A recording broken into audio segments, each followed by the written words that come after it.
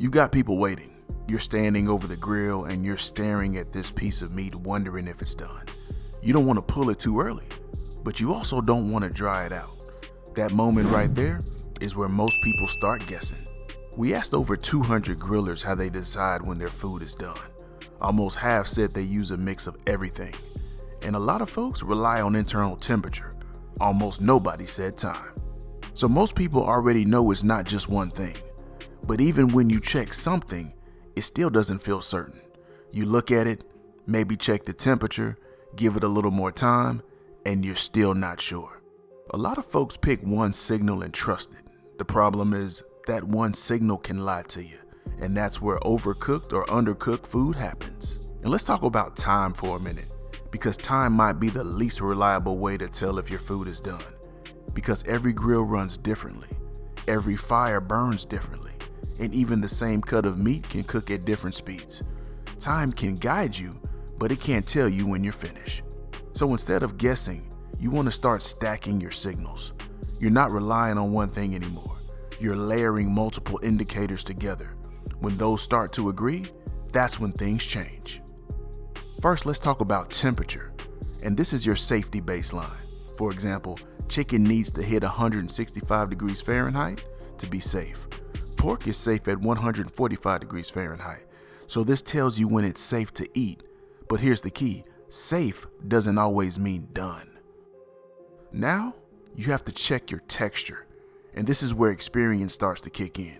When you probe the protein with your instant read thermometer, does it slide in easy or do you feel resistance? Because remember, we don't just probe for temperature, we also probe for tenderness. And beyond that, the protein should start to get lighter as you approach doneness. That's something you start to pick up on over time, and it's one of those signals experienced grillers rely on without even thinking about it. Now, let's take a step back and actually look at our protein. Does it have the color and the crust or the bark we expect? Or does it still look underdeveloped? If it doesn't look done, would you really serve it right now? Then we have to look at moisture. Are the juices holding inside? Are they running clear or are they running out too fast? That's another clue about what's happening inside the protein. And we can't forget about the aroma. Cooked proteins have a completely different smell than raw ones do. Your senses are picking up on that whether you realize it or not. And this is the moment things start to change. You're not checking one thing anymore.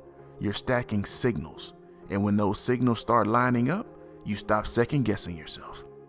So when the temperature is right, the texture feels right, and it looks and smells done, that's your green light. You're not guessing anymore. You're making a call with confidence. So let's apply this technique to some baby back ribs, right?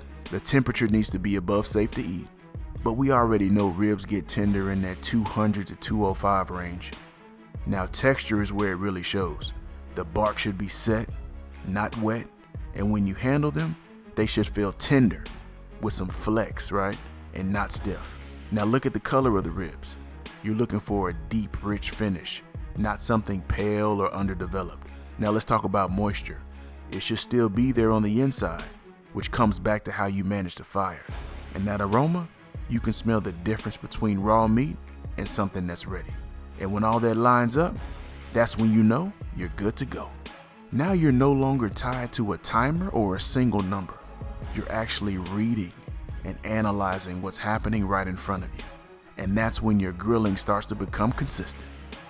If you want to get more consistent with your grill, we've got a couple of starter grilling guides that break this stuff down in a simple way. They're no cost, and you can grab them using the link in the description. And when you grab them, you'll also get our weekly grilling newsletter with more tips like this. When you started this video, you were wondering if it was done. Now, you've got a way to actually know. And once you stop guessing, everything about your grilling gets better. Thank you so much for watching Daddy DIY Grilling. Until next time, grill boldly, serve proudly, and enjoy the process. I want to give a big shout out to our channel members. It's because of your generous support that we're able to keep creating and sharing these grilling resources. You're a huge part of this community, and we couldn't do it without you.